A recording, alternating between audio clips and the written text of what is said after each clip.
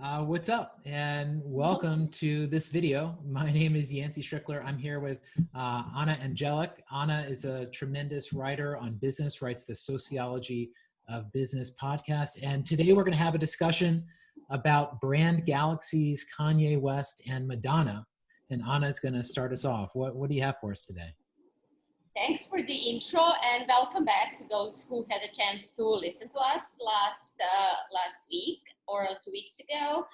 And for everyone else, welcome back. And I hope this is going to be interesting. At least I'm very interested because Kanye just announced his presidency and his party is called Birthday Party. So I think that's a great segue in what we are going to see now. So when I talk about the Galaxy business model, I didn't invent this. I just adapted it. This is part of the series of different business models that brands, modern and traditional, adopt. And I started that series starting from the diamond model and now the galaxy model. They all refer how a company creates, distributes and captures value, which means what business they are in and how do they entice consumers to buy whatever products and services are, and how they harness then that value and turn it into profit. So in galaxy business model, galaxy means like there is a center, which is like in our galaxy, it's a black hole. And that would be Ralph Lauren, was a black hole or Ralph Lauren universe. Point is that there is a personality, and by the sheer gravitational pull of a personality, that all different brand extensions and sub-brands are kept together. So the personality of the founder actually ensures consistency and coherence of all brand actions, and it gives meaning to that galaxy. So as I said, in the case of Ralph Lauren, he really tapped into American dream, and first American dream himself, because he's from the Bronx, he's Ralph Lipschitz, and then he turned into Ralph Lauren, and he invented this American aristocracy, East Coast, Boston, Great Gatsby, upper class vibe that then he executed very consistently throughout his career and throughout his many brand extensions. You go into his store in Madison Avenue, you feel like you entered his home. He sells furniture, he sells clothes, he sells silverware. There is nothing that is not part of that universe, and all parts are equally important. So unlike a pyramid model or a diamond model, there is no like lower quality or entry level. Everything is equally important, equally creative. So if you apply that sort of model to Kanye West, who is reinventing American dream, he's like a new American dream, and I'm going to look what specific elements are. What I listed here are basically everything from his sneakers collaboration with Adidas to Gap to Kardashian family, but also his YEEZY brand and also his music, very successful musical career, and 21 Grammys that he won. So for the Galaxy model, it's very important to root that in a specific locale. So as Ralph Lauren had East Coast of the United States, Kanye West has his YEEZY campus, his ranch in Wyoming. And when you look at that in sort of like how mythology is created, there is always a holy space, and that like some sort of like space when you go and have pilgrimage to, when you go and see, and that holy space has something special. He himself said that Holy Spirit led him to his first ranch. So that plays a really big role in true invented story, in the same way that Ralph Lauren invented American dream in terms of like everyone can be part of that aristocracy if they wear a shirt with a logo on it. Kanye is creating this new American dream of the Wild West, which is not just like a good pun, but it's actually like how can America look like if I create local business, if I do prison reform, if I create sneakers out of alga, if I have 700 sheep and everything is from farm to I create stuff actually from the materials that I grow or from the sheep that I have on my farm. So it's very important in that creating that mythology to have a locale. The second thing that's very important is creating a spectacle. spectacle. It's creating a show and performative aspect. And he is very good at that in Sunday Gospel series called Sunday Choir that he has. And also in the entire, like everything that is done is like architectural language, aesthetic language is very consistent. So it's almost a stage for his brand and his brand world that he is creating there. And this is very, very smart because for two reasons. The first reason is there can be, like on the next slide, many brand extensions. So it can be beauty, homeware, aromatherapy, perfume, you name it. Whatever is happening is going to be consistent with that mythology that is created, very biblical elements, very natural elements, very Wild West elements. And then the second reason is that in order, Kanye's biggest frustration was, in his own words, that he wasn't able to sell YEEZY clothes at affordable prices. In order to create something and sell it, and create something that is high quality, but sell it at affordable prices, someone needs to have a very wide distribution machine behind it and very strong advertising machine behind it. So enter Gap.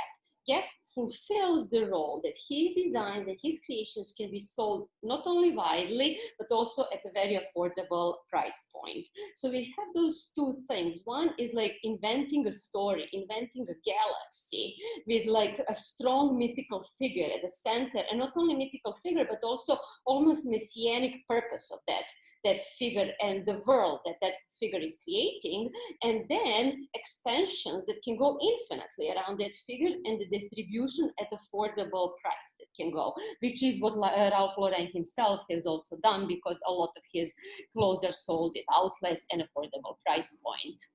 So Americans are really good at creating dreams. Disneyland and Hollywood before Kanye, and now we have the West world, which is the site where we have a combination of almost the future of community, the future of spirituality, the future of architecture, the future of like sustainable cities and sort of design. You grow everything. And then also probably the future of the industry. He said he'll hire, he's going to produce in Wyoming, which doesn't have any apparel industry.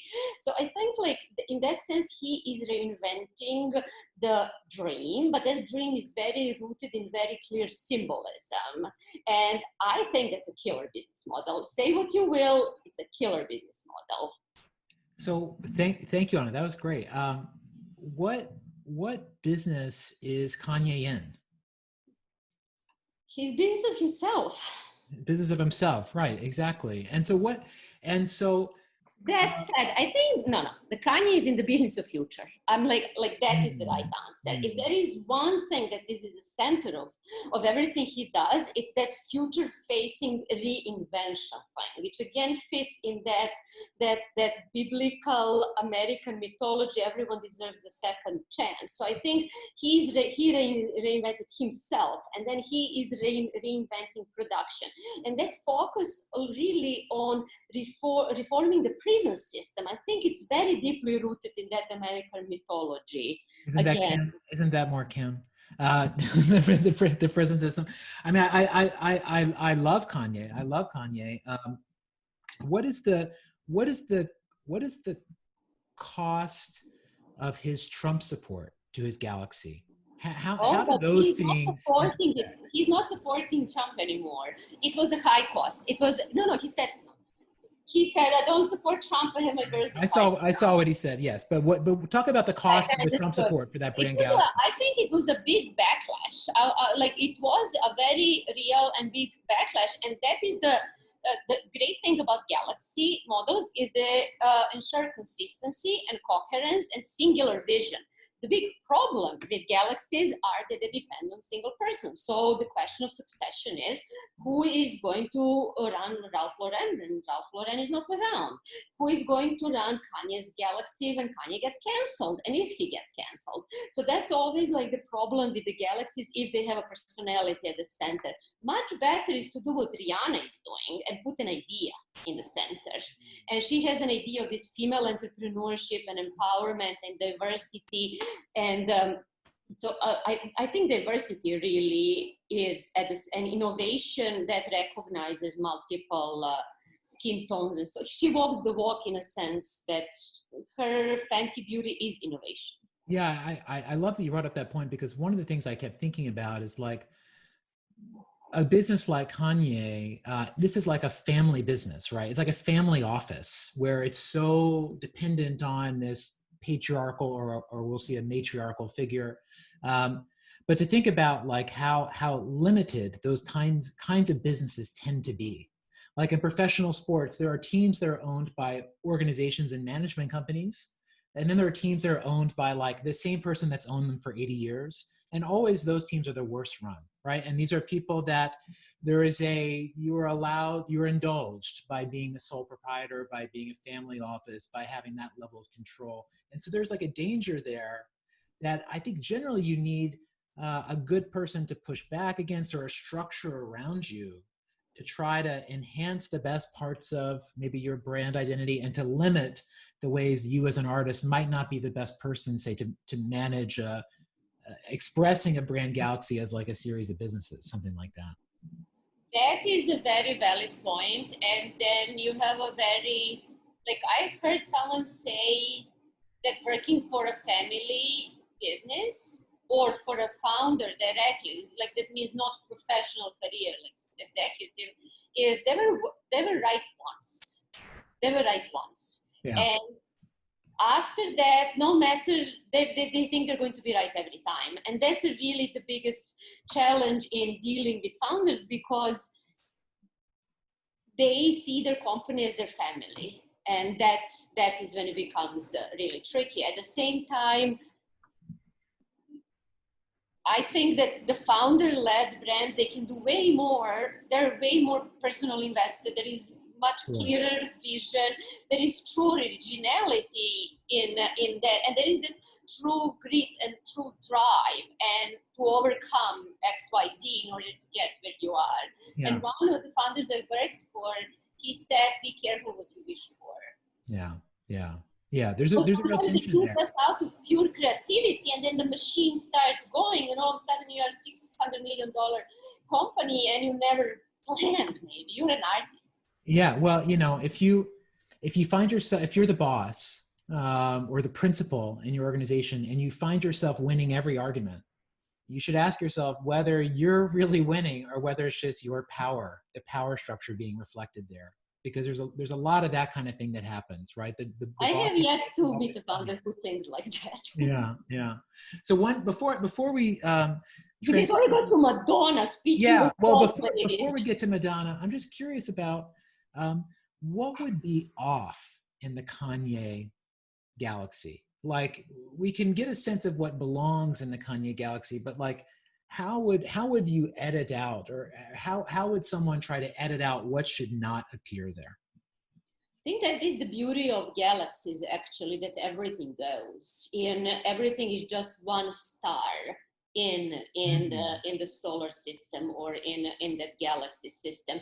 Because if Ralph Lauren wanted to make a car tomorrow, he would be able to do that. If Kanye wanted to do, like, again, as long as you put that vision. So if you have East Coast aristocracy, or if you have like future West, future American West, future of America, as long as you have that strong vision, you can apply to anything else. Because usually brands, what they do is, when something is too much stretch for values, they create a sub-brand. They create a different brand. Gap, Banana Republic, Gap, Old Navy, if you will. Or Target collaborations for more design stuff. Or, you know, you sort of split that thing up. But for galaxies, then they have that consistency, like Armani, that like signature. Armani Casa, for example, it's interior design services. What does that have to do with haute couture? It doesn't have to do with like specific other products, but it has a lot to do with the vision of Armani, of beauty. Got it. Yeah. Well, yeah. So, you know, I wanted to, you know, we were having these conversations about sort of identities and brands, and how you, especially how you consistently express some notion of self. And in the same way you're talking about Kanye, sort of the diversity of what he does, I'm always attracted to artists who have that extremely varied kind of career. And perhaps the most iconic person at that is Madonna. right? And in the 80s, like every Madonna single, every video, every public appearance was like a moment of reinvention.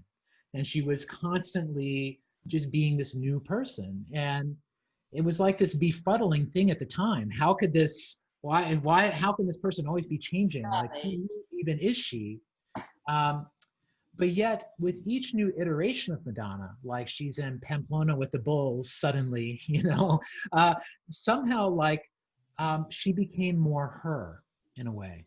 And so I find that kind of identity interesting. And so I want to talk about how it is I think you go about constructing that kind of identity. And so I'm going to share just some slides here. Um, and so the way I want to talk about this is using a model, a framework I use to make sense of a lot of things. And it starts with visualizing our self-interest, where today we think of like the best case scenarios where we're getting more of whatever it is we want. And we visualize this as a hockey stick graph of a line sloping up and to the right.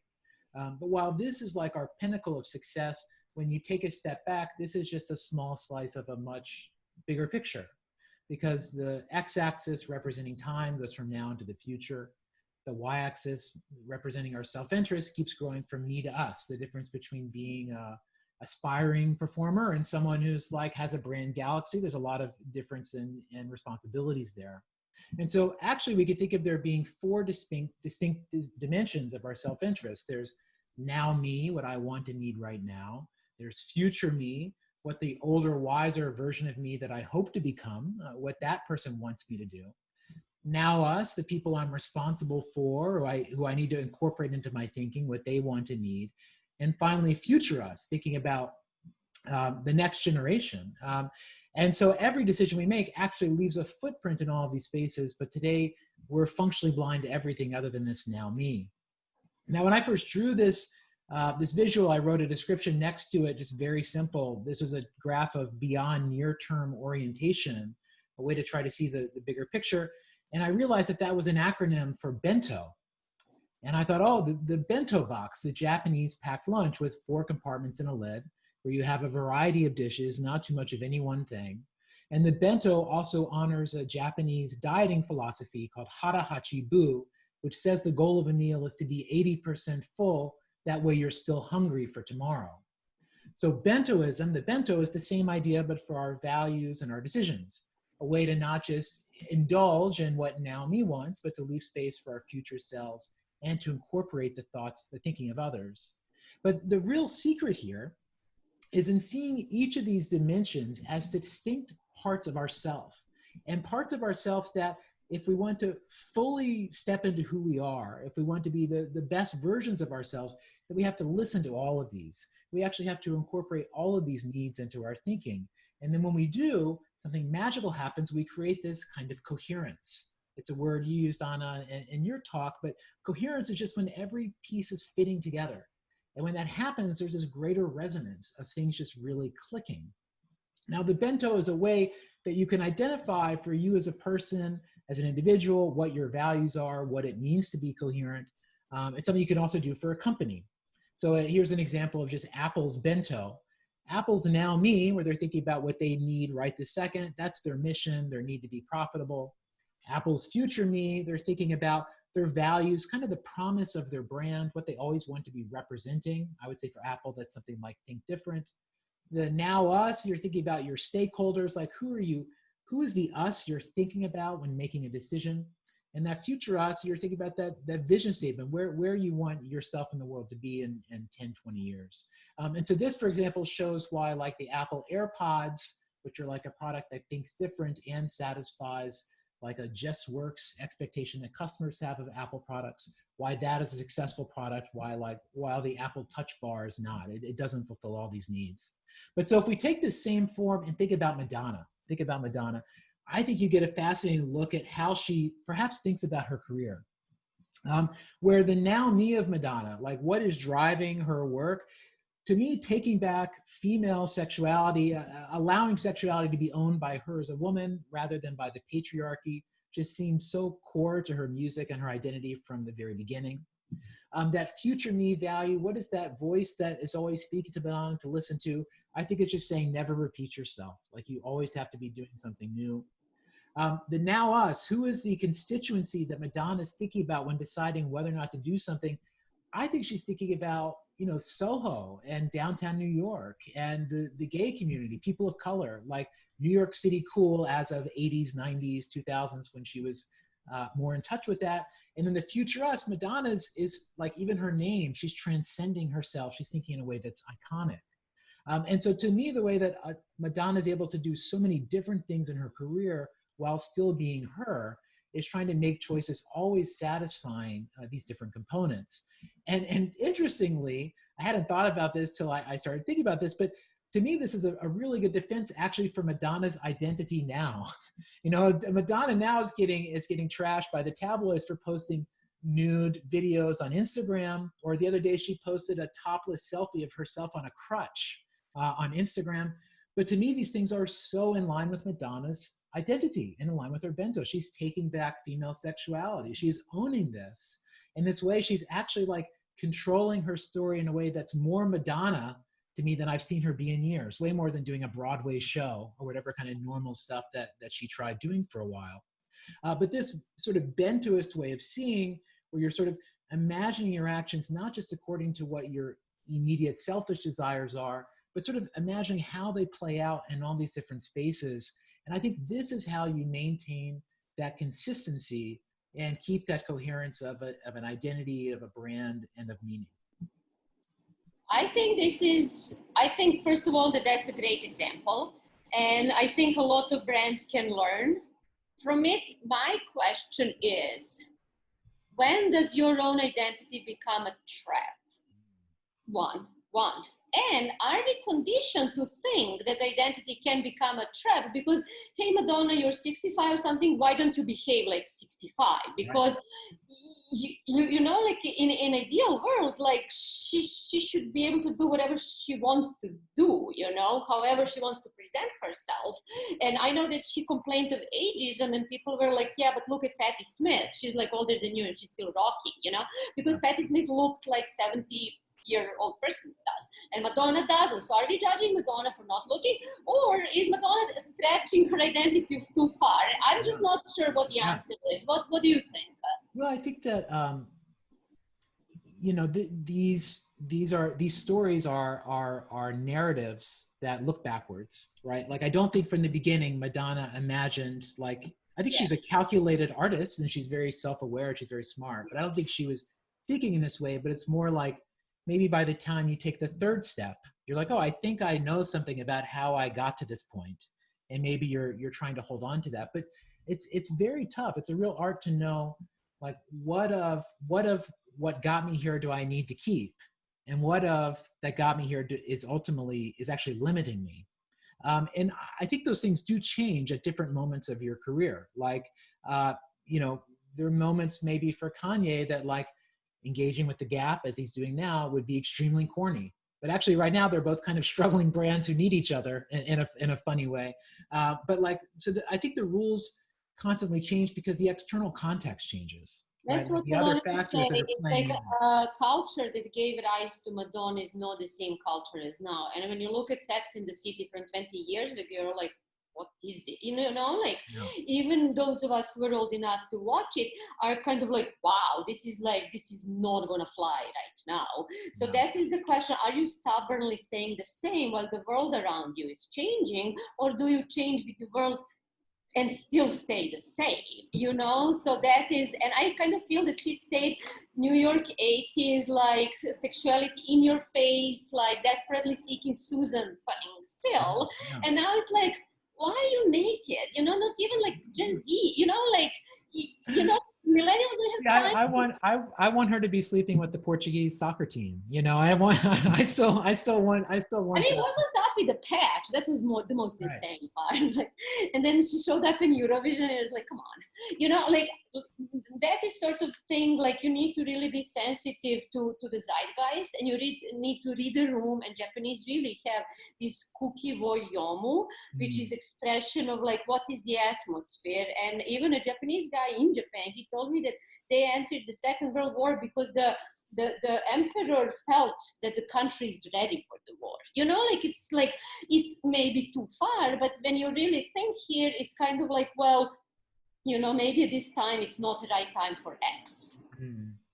Yeah, it's interesting. I mean, I think a brand I've wanted to talk about in these conversations is Thrasher, the skateboard magazine, which like is extremely meaningful brand now. It's like maybe owns the visual identity for like independence at this moment, you know, the Thrasher sweatshirt. If you look at issue 1 of Thrasher, which came out in 1981, and the issue that came out, whatever, a week ago, they are identical. They are identical. Nothing has changed in 40 years, like literally nothing. But yet that's a brand that like they just keep doing the same thing, and they just wait every 10 years, culture cares about them. and they choose to not care in between there. And that's a different strategy. They have just such a niche strategy. It's a completely different strategy. And then you have generation after generation after generation who want the same thing, and they want to make coffee in the same way coffee was made 100 years ago, for example, or to listen to music on vinyl the same way it was before. Whatever built Madonna and Kanye is like being like capturing the zeitgeist and perfectly encapsulating that first next step that most of us don't see, or that most people don't see. So I think that is like, she would have done better if she actually looked around and stayed in touch with the culture right now and try to be one step ahead. But that requires way more work than just, you know, like turning the same fun. Yeah, that's where you get to where organizations are better than the family offices, that you still have the, you know, the person who wants to move up in their job, who's willing to put in the extra time to know what's going on, rather than why even bother, because they're going to do whatever they want anyway. Right.